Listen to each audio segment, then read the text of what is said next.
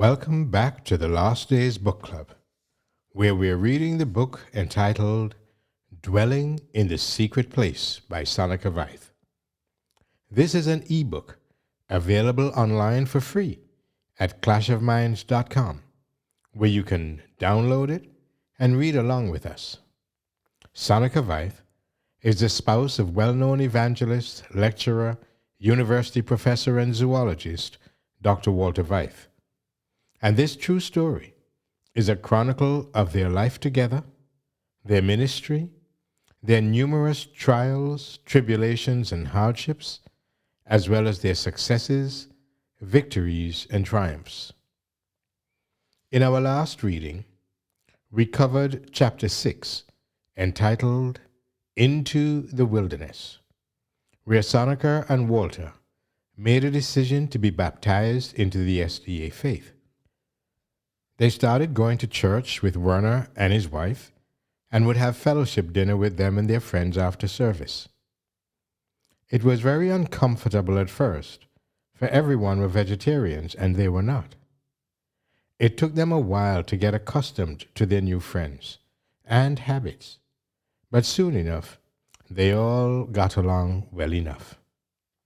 At their baptism, Sonica was delighted and thought that the choir was like heavenly angels singing as they came out of the baptismal pool. On one such Sabbath, Walter decided to stay home with the children while the others went to church, and he began to study the book of Job. While reading, doubt assailed his scientific mind that Job's sores could not just erupt as they had without any previous infection or sickness, and as a result, he began to doubt the whole Bible. It wasn't long before a sore broke out on his leg and started burning, and then started oozing liquid. "Okay, God, I believe you now," he said, and in a few minutes, that sore dissipated and soon disappeared. Later, while driving home, he related the incident to Sonica and again began to doubt, putting it down to coincidence. But again, the sore burst forth, worse than before, and, according to Sonica, doubting Thomas now became a believer. After a while, with their newfound faith, they realized they had to change. Together with Werner and Inge, they decided they had to leave the city and move to the country and take up farming. Together, they found and purchased a farm. Walter had to take out the loan in his name since Werner had not yet been able to sell his home and business.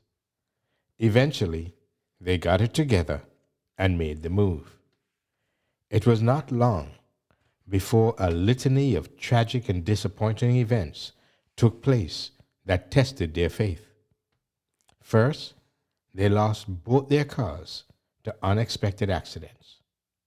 Next, a neighboring farmer, whom they had agreed with to carry their milk to the local cheese factory until they got a holding tank, never paid them for the 3 months' worth of milk they gave him.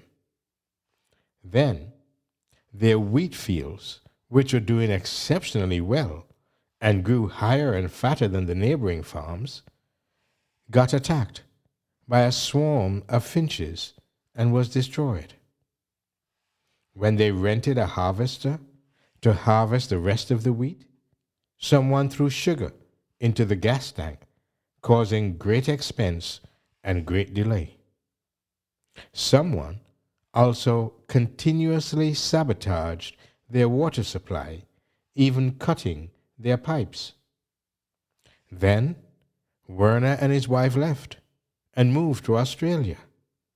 And then the local church folk started spreading rumors that their farm was haunted because of their occult history, and that was why Werner left. When they were at their wits' end and felt they could endure no more, They went on their knees, praying to God, then wrote God a letter explaining how they had followed his counsel, kept his commandments, changed their diets, and moved to the country. Now they were broke and dejected. So they wrote out his promises and claimed them in his name. The very next day, Walter received a phone call with a job offer at a university in Somerset West. At the same time, an Adventist couple appeared on their doorstep looking for work on a farm since they were thrown out from the farm they had worked on in Zimbabwe because they wouldn't work on the Sabbath. They turned the farm over to them, moved into a house they had found to rent in the town, enrolled their children in an Adventist school, and found that by providence, on 2 different occasions, someone had anonymously left an envelope with 150 rand in their car, just enough to keep them in food and clothes for the kids until Walter would get his first check. Please remember, dear listeners, that you can download this book for free at clashofminds.com and read along with us as we pick up the story today in chapter 7, entitled, In My Father's Business. Luke chapter 2, verse 49. And he said unto them, How is it that ye sought me?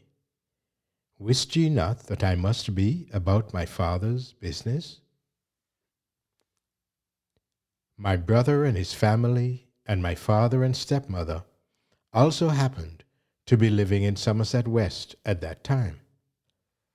Soon after we arrived and settled into our new environment, we were invited to a family gathering at my brother's house. Since we moved to the farm, we had had very little contact with our family, apart from my brother, who visited us on the farm once. Walter spent a whole Sunday afternoon explaining the Bible prophecies and the reasons for our change of religion to him. He was speechless when he realized how accurate the predictions in the Bible were, and enthusiastically took some books home to show his wife.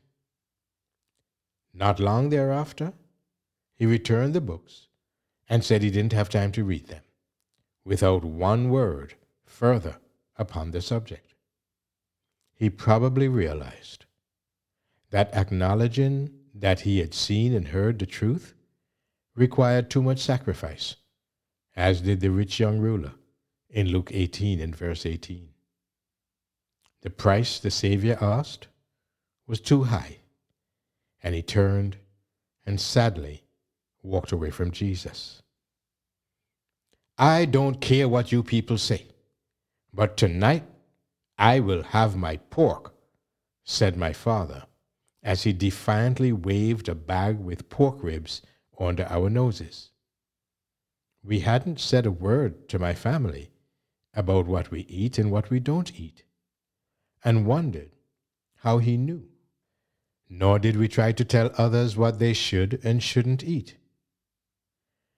That evening turned out to be very stressful for us when my stepmother tried to convince us that we still had to climb many steps before we would even begin to understand the Bible, which, according to them, was nothing more than an esoteric book for the adept. Paul, according to her, was a spiritualistic medium, and the disciples of Jesus were learning how to reach the level of Jesus, who was only one of the many so-called descended or reincarnated masters that had attained to that spiritual level. She also taught the popular course, A Course in Miracles, where people are brought to believe that they can perform the same miracles that Jesus did, and even more. It was impossible to get them to listen to our view, and we didn't want to argue, but went home that night, pained by their attitude and concerned for their eternal life, wondering how we could ever make them understand. The simple salvation of the Bible seemed like foolishness in their eyes, impossible to comprehend. And yet it is so profound that thousands of books have been written on the subject of salvation, and millions of educated people, as well as brilliant scholars, have understood it. The next morning, we received a phone call from the hospital to inform us that something serious had happened to my father. He had been in the train on his way to work when he had an aneurysm. The main artery from the heart, the aorta, ruptured, and normally he would have bled to death. But as he lost consciousness, his body leaned forward, obstructing the blood flow from the artery, thus saving his life. After many weeks in hospital, he was sent home with most of his gangrenous bladder and toes removed. The doctors had warned him repeatedly before the incident to stop smoking and drinking alcohol and to avoid a high cholesterol diet, but he evidently hadn't taken the advice seriously. The once energetic, self-sufficient man was now reduced to a sad heap of bones in a wheelchair. My heart ached for my father. If only we had known all these wonderful truths earlier, we could have taught him the basic health principles, and he might have listened and been spared this trauma. If only mankind understood that God has their welfare in mind. His precepts are for our protection and prosperity, and not to restrict us. For I know the thoughts that I think toward you, saith the Lord, thoughts of peace and not of evil, to give you an expected end. Jeremiah 29, verse 11. During this time, a man from the Adventist Businessman's Forum approached Walter and offered to send him to the Geoscience Institute at the Adventist University of Loma Linda in the USA for a 6-week field trip to gather more scientific evidence on the creation account and the biblical universal flood. This offered him the opportunity to study with 2 of the best creation scientists of that time, one an expert on flood geology, particularly regarding paraconformities, that is, time gaps in the geological column, and the other a world authority on the petrified forest formations. At first, Walter was not able to accept the offer because the students had just started writing exams at his university. Although the students were finished, there was no way he would be able to get 6 weeks leave, especially since he had just started working there. Then something really amazing happened. Riots suddenly broke out. The exams were frozen for 6 weeks, and no one was allowed to leave the campus except those lecturers whose students had all finished their exams. Walter happened to be one of the few fortunate ones, and when he asked the head of department what he should do during the next 6 weeks, the man said, "I don't care what you do. Go to the moon if you like." Within a few days, Walter was on his first overseas trip to an American Adventist institute, unknowingly leaving me behind to face some fierce trials all on my own. It became increasingly clear to us that the enemy of God was targeting our family to try and stop us from growing and discovering more and more of the wisdom and knowledge of God. One day, When I went to visit my dad at their home, he greeted me with his tired smile and asked me to help him to get to the bathroom. He had been sitting for hours all alone in his wheelchair in the lounge, not able to feed himself or go to the bathroom. The untidy house smelt of old urine and dried blood, and the dirty dishes were piled up in the kitchen. "Where is Merle?" I asked anxiously. "She's busy in the bedroom. Don't disturb her," he said in a weak voice. "Busy with what?" "When last did you have something to eat?" I'm fine, he whispered tiredly. "Just leave her." I managed to clean him up somewhat and made him a sandwich from something in the fridge that could very well have been dog food. The next day, I decided to bring them both some lunch. I made soup with home-baked bread and a baked dish and took it to their house. My dad was again sitting all alone in his wheelchair in the lounge, while Merle had locked herself in the bedroom. I gave him his food and then took a tray with her meal to the bedroom. When I knocked, she said she was sick and refused to open the door. I started cleaning the kitchen, and at my father's request, I started to tidy and vacuum the lounge. Suddenly, Merle's bedroom door flung open, and with enough energy to climb Mount Everest, she stormed down the passage toward me like a bull aiming at a matador.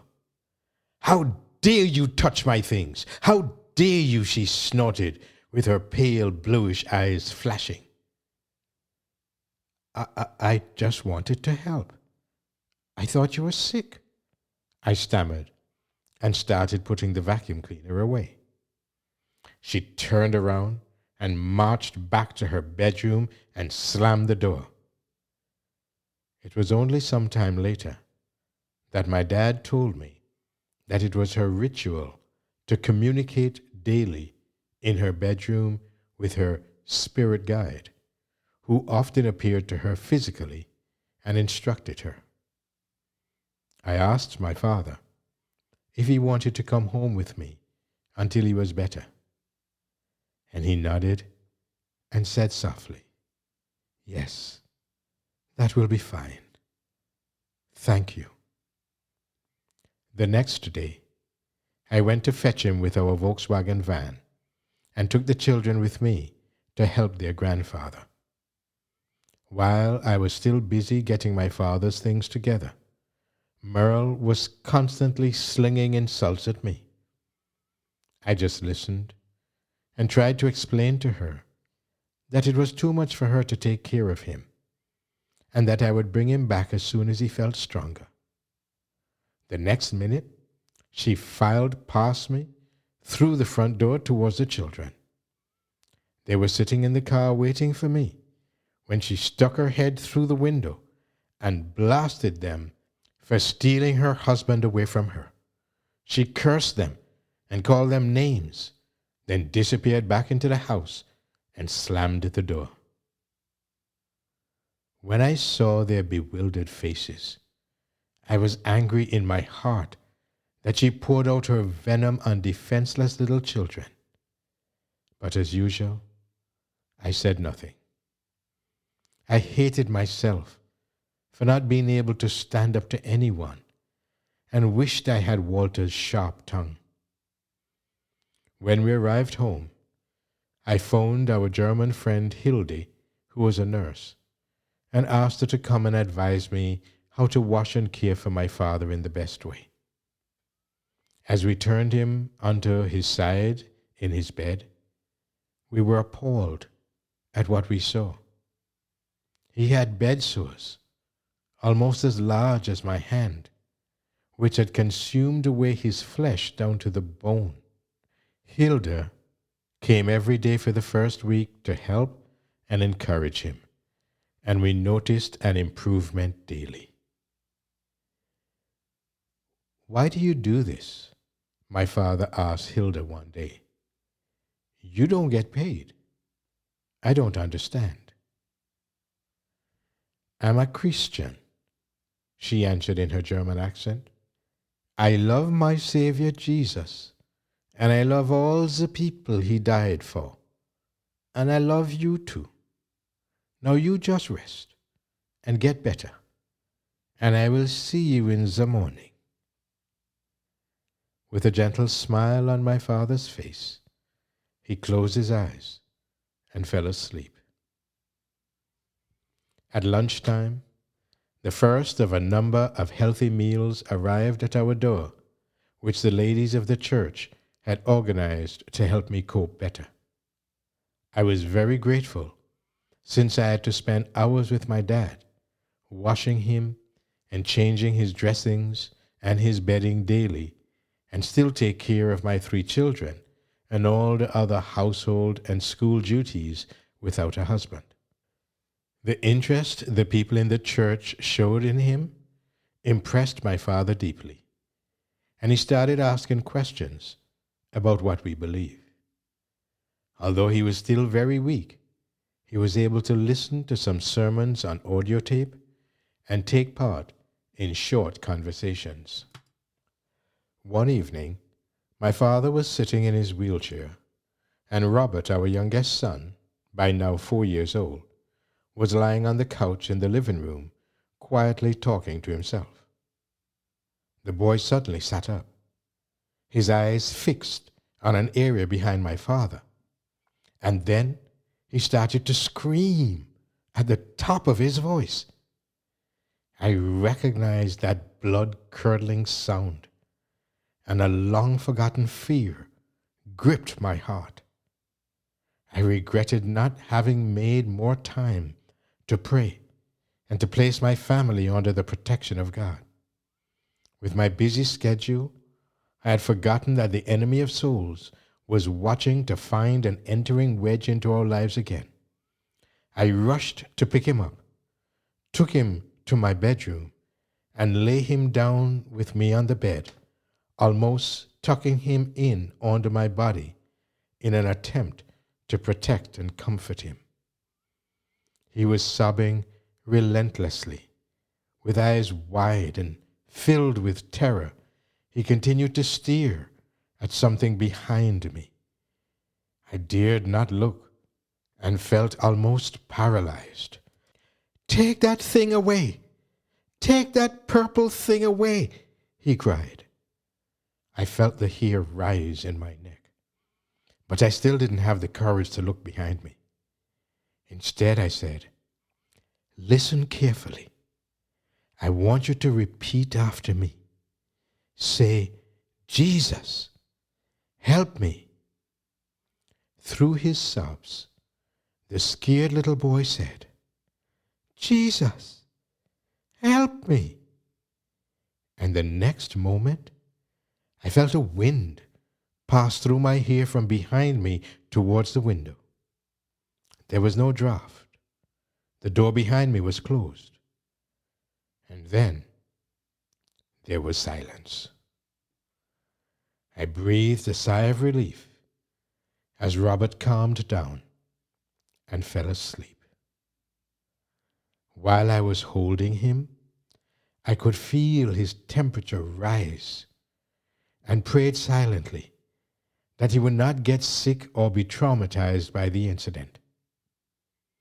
I stayed with him for a while to make sure he was all right, and then left to attend to the rest of the family.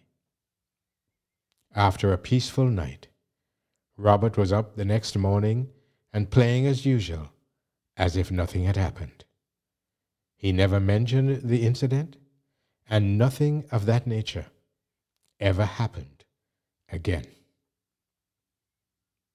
After my father had been with us for several weeks, my stepmother suddenly showed up.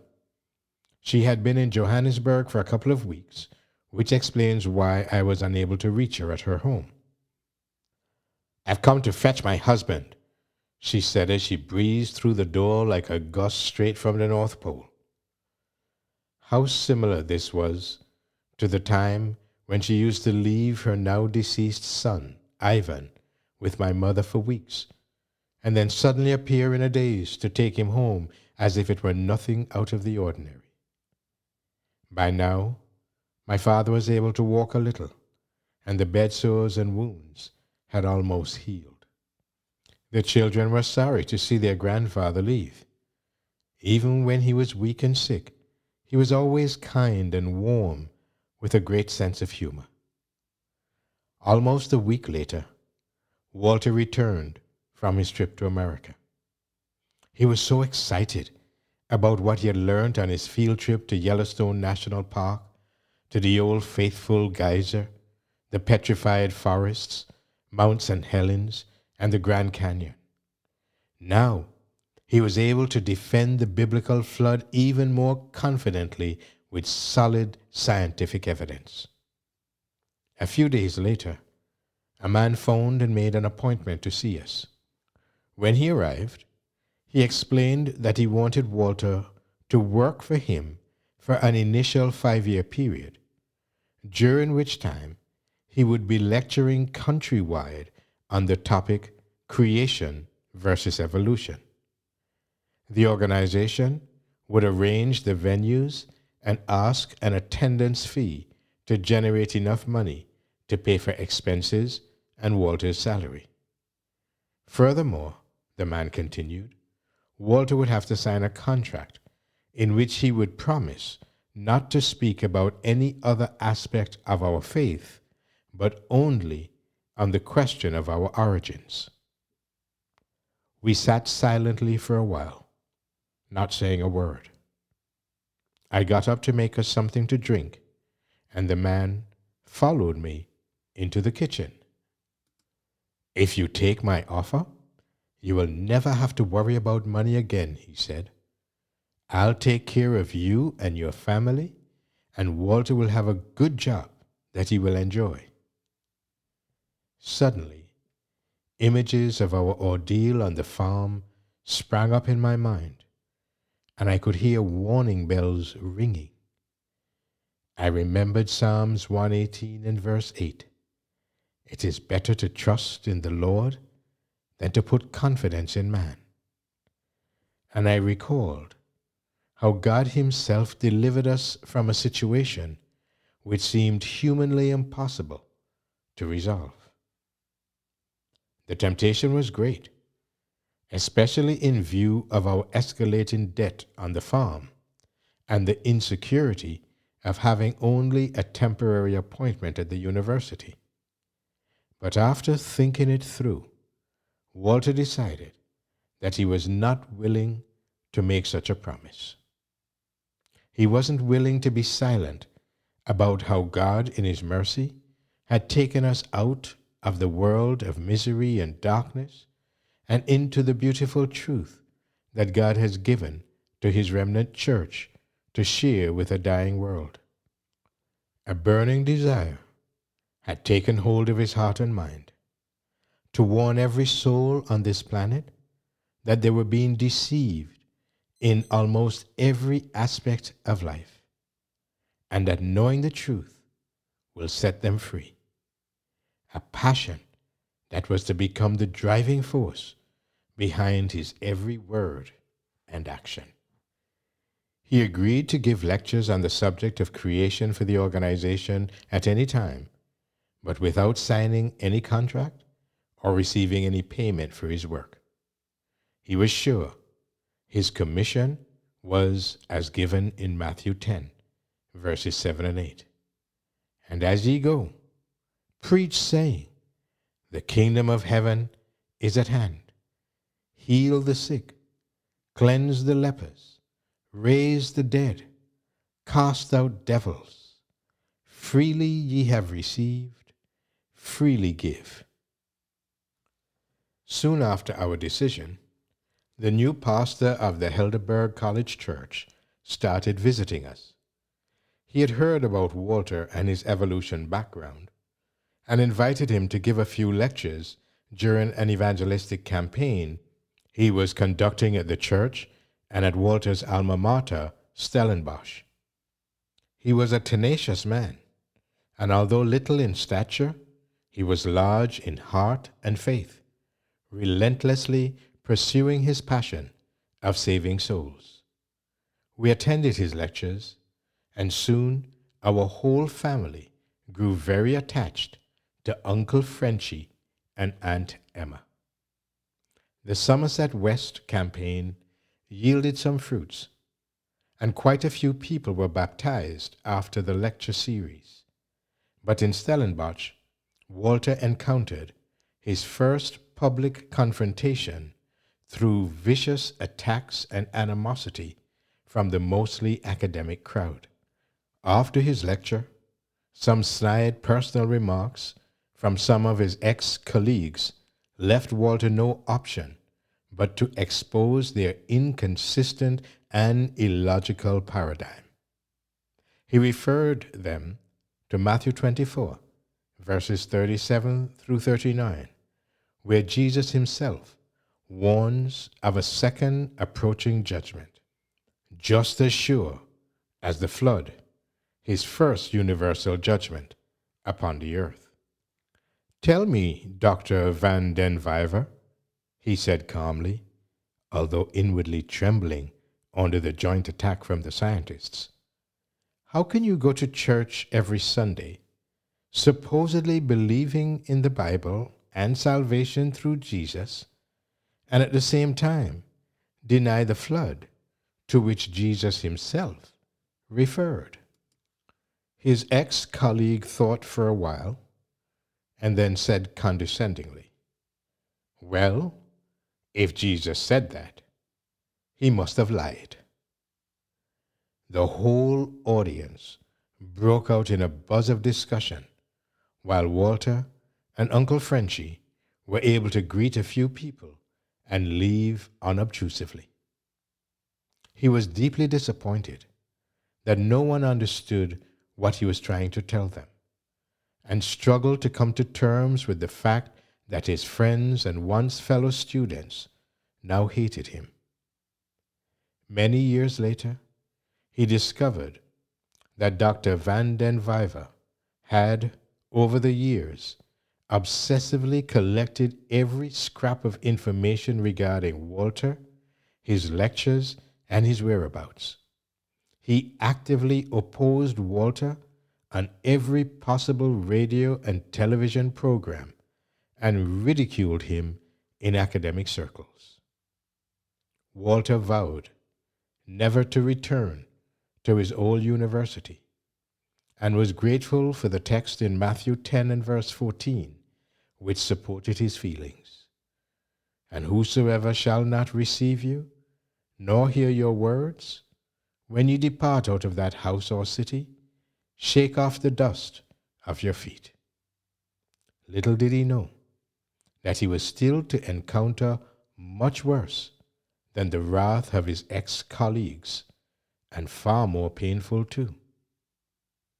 One day, my father phoned to inform us that they were moving back to the little holiday resort, Hermanus, where a group of Merle's New Age friends lived. He asked Walter to help him take some books to a friend and to sort out the things for him in the garage, since he was too weak to do too much lifting and carrying. When they arrived at the home of the friend, Walter and our oldest son carried the boxes up the steps, and as they entered the house, they couldn't believe their eyes. What seemed like a normal house from the outside was a sun temple on the inside. The main room was shaped in a triangle, and everything was decorated in deep purple. In the one corner was an altar draped with the sign of Aquarius, and other zodiacal symbols decorated the walls. The owner of the house greeted them friendly, and thinking that Walter was one of them, he proceeded to boast of his influence and achievements. During the conversation, Walter learned that this man was the main channel for Africa, through whom many heads of state, politicians, industrialists, and members of the medical and sporting fraternity received channeled information and advice from guides from the spiritual realm. My father was anxious to leave before the man disclosed too many secrets, but he continued to show Walter some of the letters from presidents and other world leaders, including one signed by the British Prime Minister and an American president, in which they thanked him personally for his help and guidance. We kept regular contact with my dad, and he often asked us what we believe and how we interpret certain portions of the scripture. We noticed a marked change in his attitude. He was more humble and accepting, and often spoke of how impressed he was with the Adventists, whom he called your people. During this time, tension between us and his wife grew, and we seldom visited him at his home, and to avoid tension, he preferred coming to us. However, one day, when Walter needed to fetch something at their house, he experienced something he would not easily forget. He was in a hurry as usual and hadn't prepared for a spiritual battle. After ringing the doorbell, he heard Merle call, "Come in, I'll be right there," and he walked into the lounge. As he stood there waiting, he suddenly felt a sharp pain in his side, which grew stronger and stronger, forcing him down onto the floor. As he was there, writhing in pain and struggling to breathe, he was reminded once again that there was a real battle going on between good and evil, and without God's protection, he had no chance against the onslaught of the arch enemy of God. He then suddenly remembered that he was on Satan's ground. And as he heard Merle's footsteps approach down the passage, he prayed silently that God would give him the strength to get up, so that she would not see him in such a state and gloat at his demise. After all, she believed she was equal to God and was able to perform any miracle Jesus did, and even more. And we poor souls had evidently not attained to that spiritual level. Little did she know that she had no power of her own, but that it was the spirits of devils working miracles to deceive mankind. The serpent's lie to the couple in Eden, that when they disobey God, they would be wise like him, was perpetuated through the ages and is still believed in many cultures and religions today. The pain started subsiding slowly, and he was able to stand up just before she entered the room. He took a deep breath, thanking God for hearing his prayer. "You look pale this morning," she said, as she handed him the object he had come for. Walter thanked her and left quickly, grateful for the cold, fresh air outside. Never again did we enter their house or any other place of occult activity without asking for the Lord's protection. A week later, we went to help them pack and move to Hermanus. "What shall we do with the books that are in the garage?" we asked as they got into the car to leave. "I don't know. Just throw everything away," my father said tiredly as he waved his goodbye, leaving us with a considerable mess to clean up, which, of course, served a good purpose. By now, we knew that nothing in our lives happened without a reason. While sorting through all the rubbish, we discovered some very interesting esoteric books, and other valuable material. In that dusty old garage, a whole new door was open to us.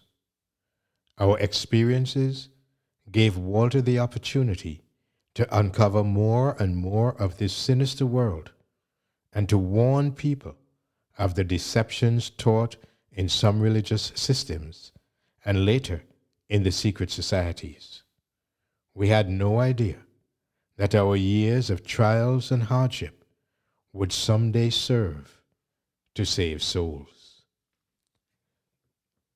But among all those books, there was something missing: the writings of Blavatsky, who was a theosophist and a contemporary of Ellen G. White.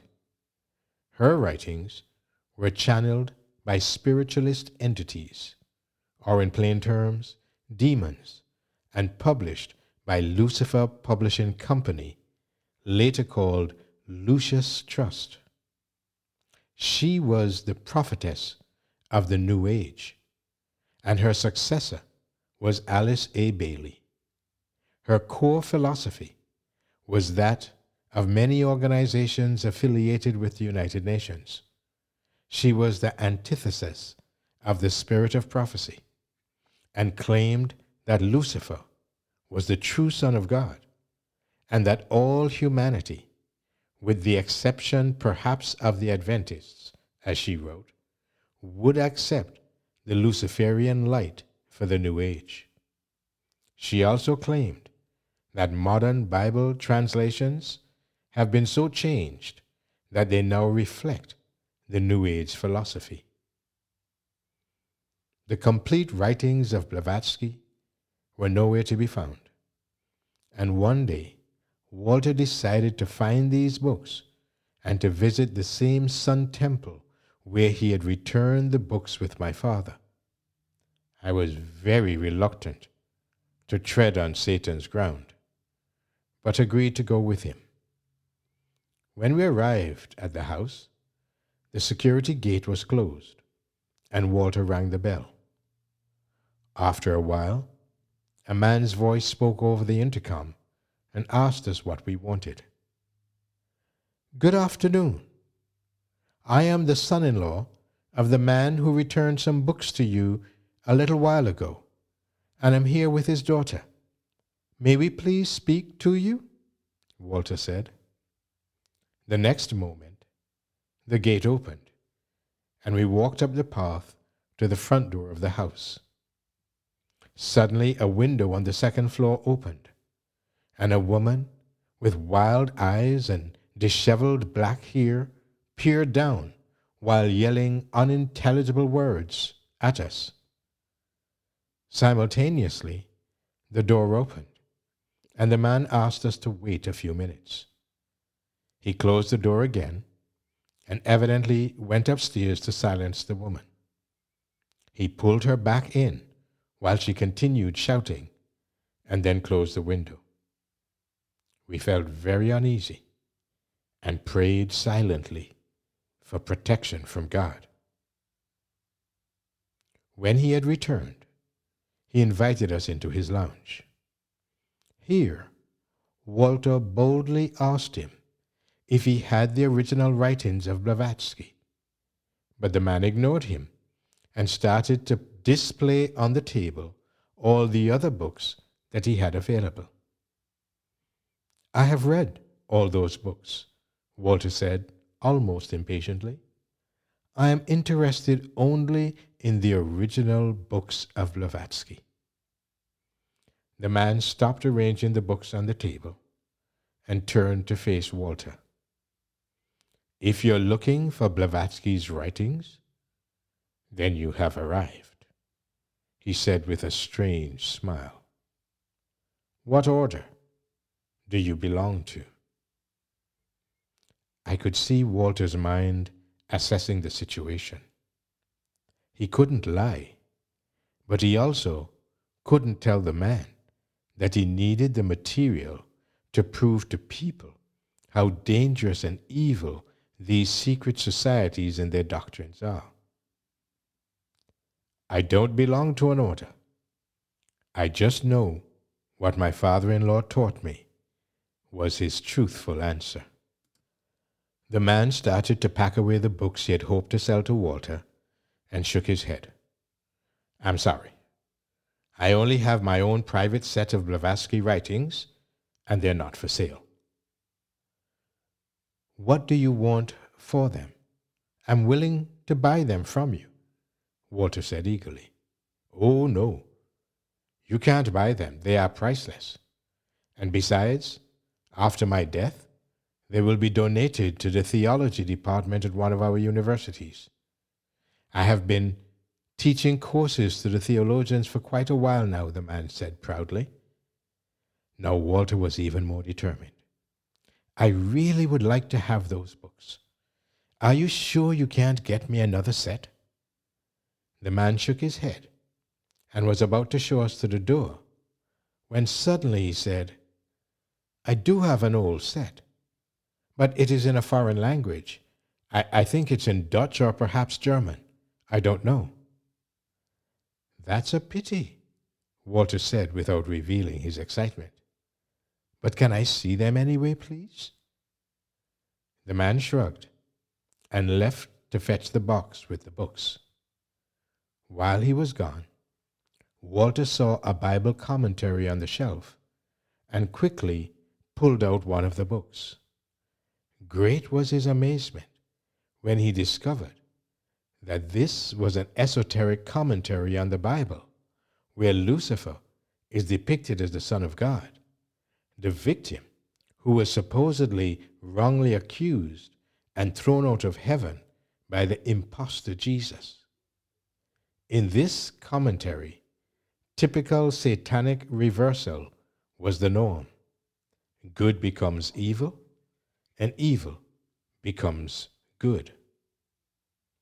However, before the man arrived with the books, the woman on the second floor suddenly started screaming again, and he had to run upstairs to calm her down. This gave Walter more time to page through the esoteric Bible commentary. When the man returned with the books, he was quite flustered, but proudly displayed a German translation of the original writings of Blavatsky. Walter offered to pay for the set, but the man again said it was priceless. Walter then took the small amount of cash he had on him and handed it to the man. This is all I have with me. Please take it, he said, and to our utter surprise, the man accepted the money and gave us the books. We thanked the man, and grateful to leave the dark atmosphere behind, we quickly walked out of the gate before the woman could scream at us again. We realized that God had once again opened the door for us to receive the information that verified Walter's lectures.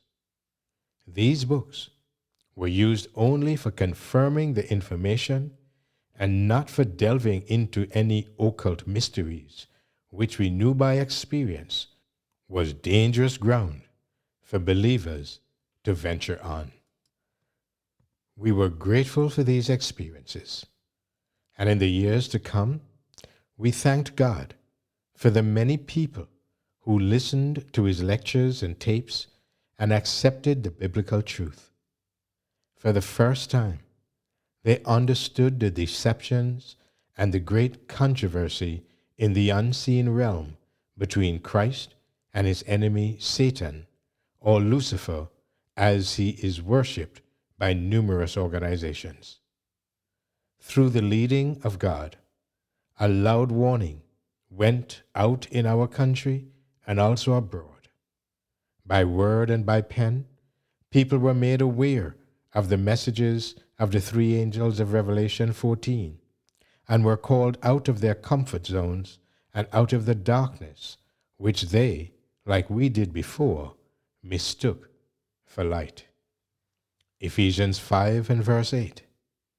For ye were sometimes darkness, now are ye light in the Lord. Walk as children of light. Ephesians 5 verse 11. and have no fellowship with the unfruitful works of darkness, but rather reprove them. We had just settled down nicely in our home in Somerset West when Uncle Frenchy had other plans. "Why don't you come and work with me? I've been transferred to Paro Church and will be doing some evangelistic programs in that area. Your temporary post at the university will soon be over, and I will be speaking to the conference about offering you a job as assistant evangelist." We knew that God was once more opening a new door, but I felt sorry for our children who had to be uprooted once again and sent to a new school. Fortunately, there was another Adventist school they could attend where they would be safe from the ridicule and onslaught that would assail them in the government schools. Or so we thought. Within a few days, everything was organized. We had a new job, a church house, and a place in the Adventist school for our children.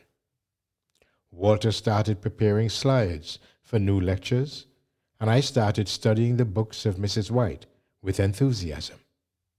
The criticism that she was worshipped as the Adventist guru and set on a pedestal higher than the Bible proved to be totally unfounded.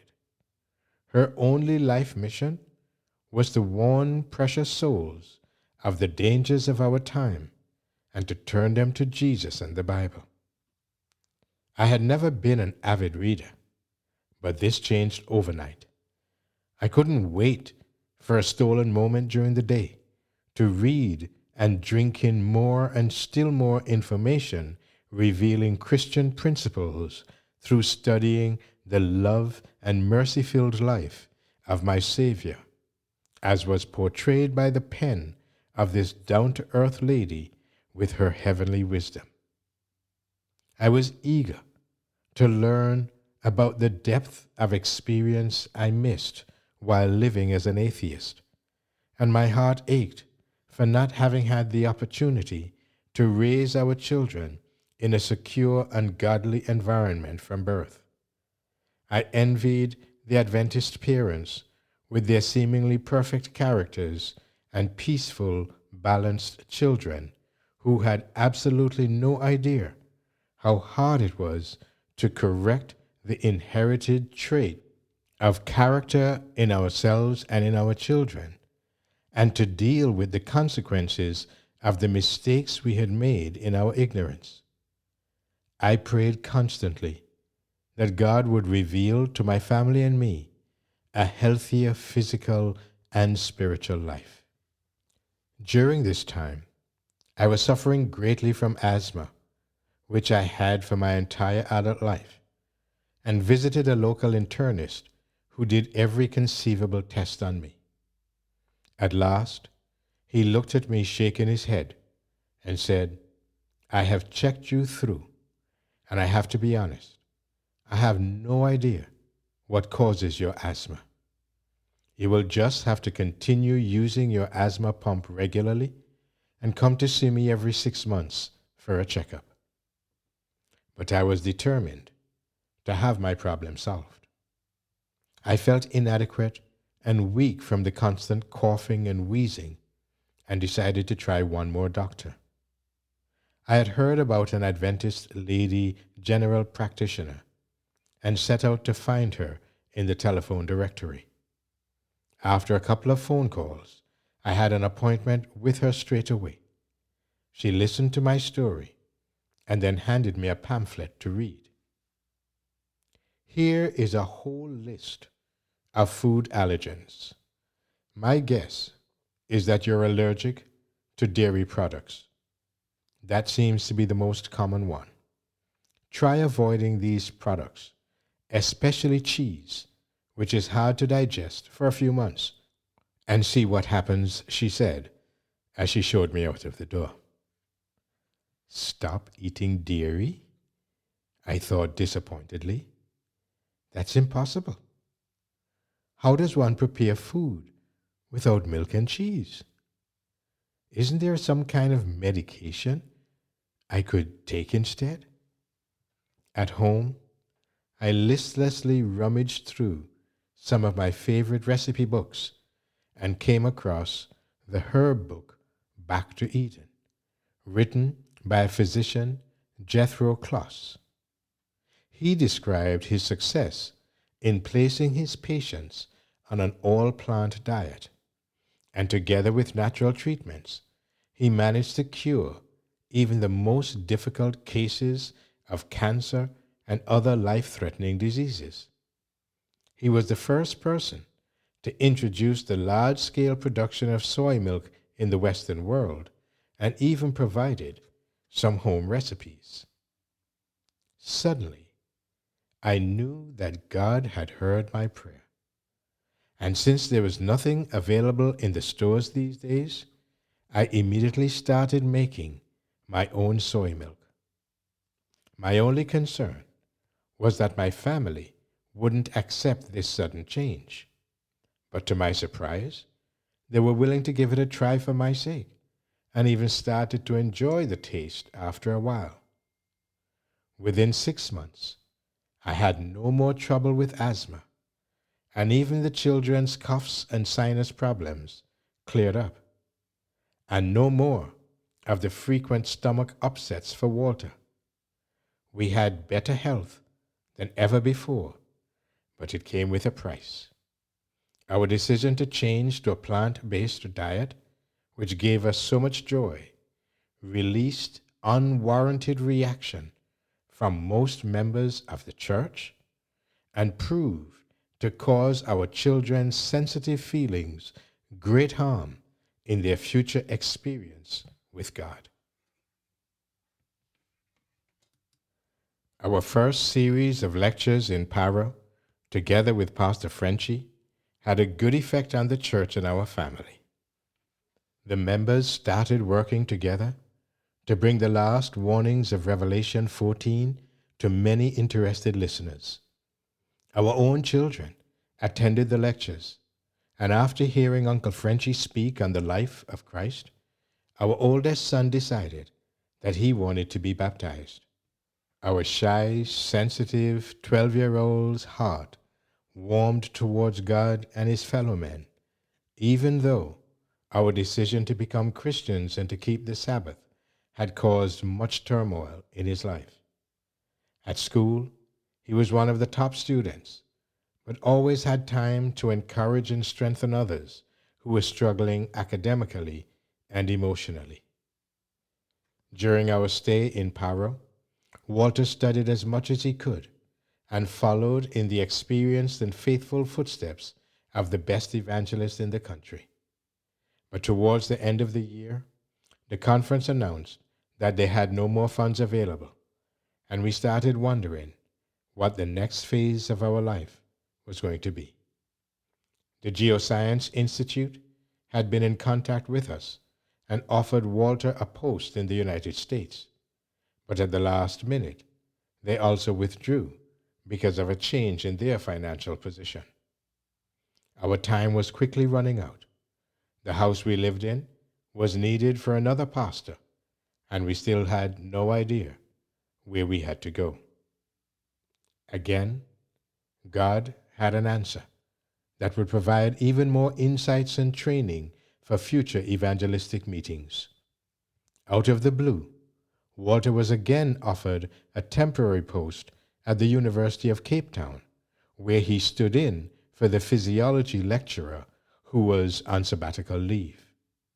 By now, he had a reputation as a creationist, and the campus student body asked him to present some lectures after hours on the subject of creation versus evolution. He did not really want to create waves at the university that had just employed him, but after some considerable soul-searching, he agreed to do it. Strange as it may seem, he immediately received opposition from a colleague, a fellow zoologist, who happened to be involved with the organization On Campus Crusade for Christ. This man was a Christian, but worked for this organization as a science lecturer. Walter was surprised and asked him why he was so opposed to the idea of creation and yet lectured for a religious campus body. His answer was, "We train Christians when they come to the university to accept the theory of evolution because a belief in creation is contrary to science and makes a mockery of the Christian religion." Walter tried to reason with him about the compatibility of the Christian belief in atonement and the theory of evolution, but to no avail. Stunned that a Christian body employed people to negate what God had said, Walter, however, proceeded to give his series of lectures, which were now attended by a large student body and many academics, including geologists and zoologists.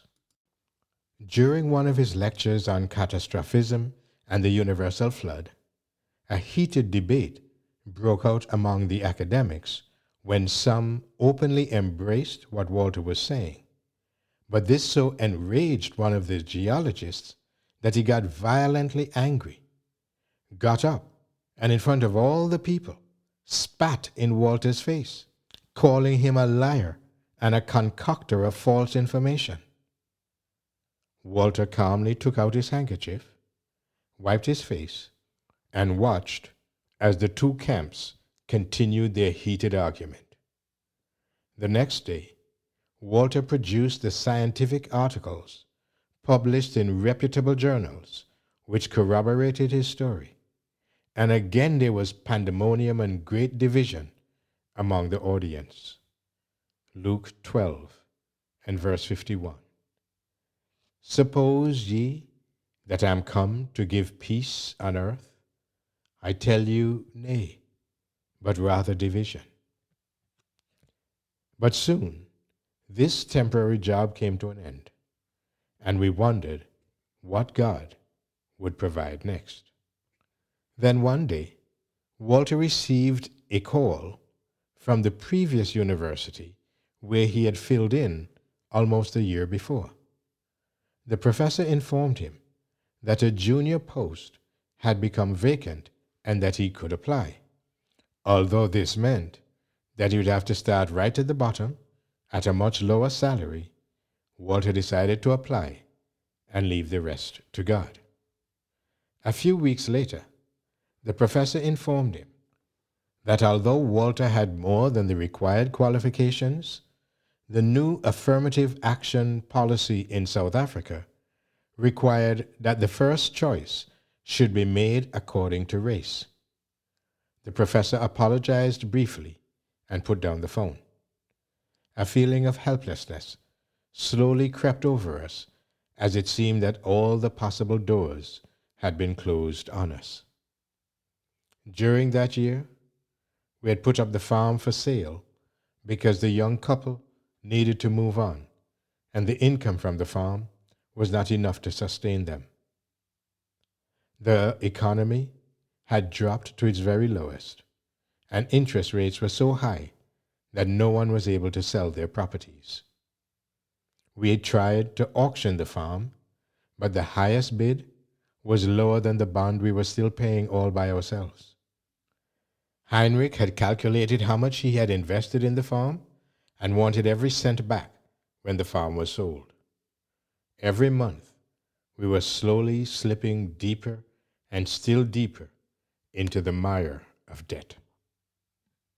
But then, after having prayed for the Lord to release us from that millstone around our necks, we received a phone call from a prospective buyer, and after months of legal complications, the farm was sold at a much lower price than our original purchase price.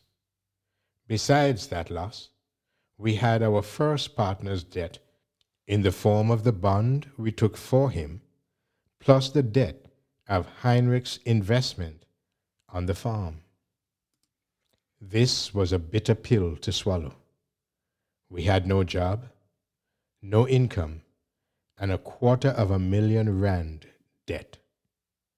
We had lost our lovely home in Stellenbosch with its swimming pool and other luxuries. We had used up the entire pension that was paid to us when Walter left the university to start a new life on the farm, and we had sold the property that Walter inherited from his father and all my jewelry just to survive. In utter despair, we turned once again to God and continually claimed his promise in Philippians 4:19 that he would supply all our needs. It was a few days before we had to move out of the church house with no idea where to move to when Walter received another phone call from the same professor at the university where he had applied for the position as lecturer. "Have you found a job yet?" the man asked tentatively. "No, not yet." "Why?" Walter felt a tingle of expectation, a shimmering of hope, as he listened while holding his breath. When we informed the other applicant that he got the post, he said he was not interested anymore because the salary was too low. "You are therefore the next in line. Are you still interested?" Walter's face lit up, and he winked at me as he replied, "When can I start?" Once again, our Father had provided just what we needed at the very last minute. Walter once jokingly said he was going to speak to God about his nerve-wracking timing when he gets to heaven.